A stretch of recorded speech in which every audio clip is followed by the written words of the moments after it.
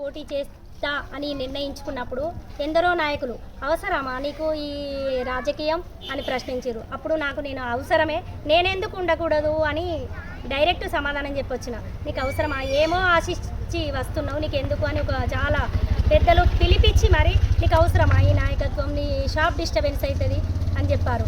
అయినా కూడా నాకు అవసరమే, నా ప్రజలు నాకు అవసరమే, నేను సేవ చేయాలి ప్రజలకనే ఆకాంక్షతోటి నేను ముందుకు వస్తున్నాను.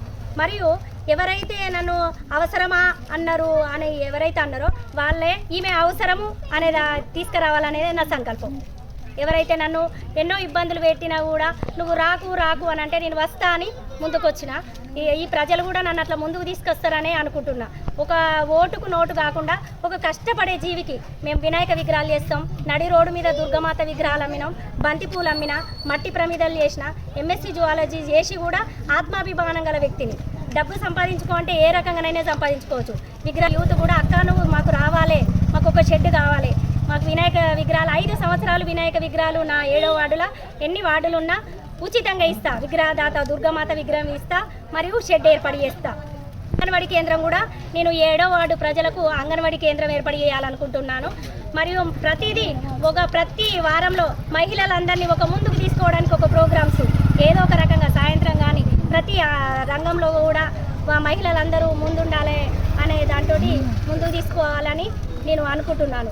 మరియు ఇంకా ప్రతి దానిలో ఇంట్లో కొందరు ఇంటికే పరిమితం అవుతూ ఉన్నారు. ఈ రోజులలో కూడా కొన్ని వర్గాలలో బయటికి వెళ్ళొద్దు అని కూడా ఇంటికే పరిమితం చేస్తారు. అలా ముందుకు రావాలి.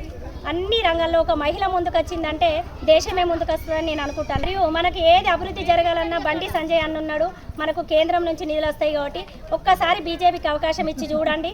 నేనేంటితో నిరూపిస్తాను. మనమ్మ అంటే నువ్వు అవసరమా అన్న మనమ్మకు నేను అవసరమే అని నిరూపిస్తాను అనుకుంటాను. ఒక విద్యావంతురాలుగా ఆలోచించండి. ఎంఎస్సీ జువాలజీగా చేసి నేను ఇక్కడ Vivekananda degree college first, MHS government స్కూల్లో ఫస్ట్, అన్ని చిన్న నాటి నుండి నేను అన్నిటిలో ఫస్ట్, బిజినెస్లో కూడా ఒక్కొక్క అడుగు అన్ని పెద్ద షాపులకు అనుగుణంగా ప్రయత్నించాను, అందులో గెలిచాను. ఇంట్లో కూడా ఎంతో పెద్దగా ఉన్న వారి కూడా మనం కృషి చేస్తే సాధించలేదంటూ ఏదీ లేదని ముందుకు వస్తున్నాను. ఖచ్చితంగా మీడియా మిత్రులందరూ కూడా నన్ను కూడా ఈ ఓటుకు నోటు అనే బానిస కాకుండా ప్రజల మనిషి, ఒక విద్యావంతరాలు, ఒక బుద్ధిమంతరాలు, ఒక కష్టజీవి, మన లెక్క ఎందరో ఎంఎస్సీలు కానీ ఎంకామ్లు కానీ ఎందరో నిరుద్యోగులు చాలామంది చాలా రకాలుగా ఇబ్బంది పడుతున్నారు. ఒక 7,000కు 6,000 ప్రైవేట్ స్కూళ్ళలో వేస్తారు. అలాంటి ఒక విద్యావంతరాలను ముందుకు తీసుకుపోతారని నేను ఆశిస్తున్నాను. ప్రజలు ఎంతమంది ఉన్నా కూడా నా వంతు సాయంగా వినాయక విగ్రహాల షెడ్ ఇస్తా, వేపిస్తాను. 5 సంవత్సరాలు వినాయక విగ్రహం, దుర్గమాత విగ్రహం నా దగ్గర ఉన్నది.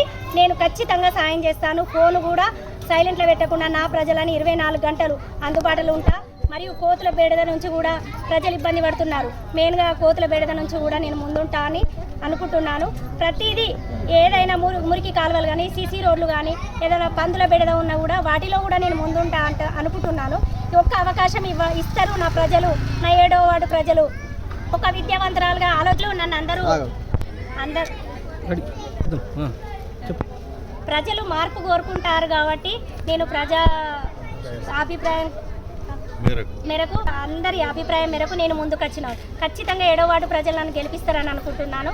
వాళ్ళ అభిమానం మేరకే నేను ఇంత దూరం వచ్చినాను. 7వ వార్డు ప్రజల అభిమానం కోసం వచ్చినాను. నేను వాళ్ళందరికీ సేవకురాలుగా ఉంటాను.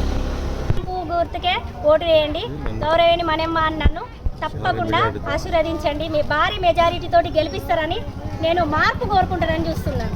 ఒకసారి ఒక అవకాశం ఇవ్వండి, మార్పు ఖచ్చితంగా కోరుకోండి, కొత్త వారికి అవకాశం ఇవ్వండి. నువ్వు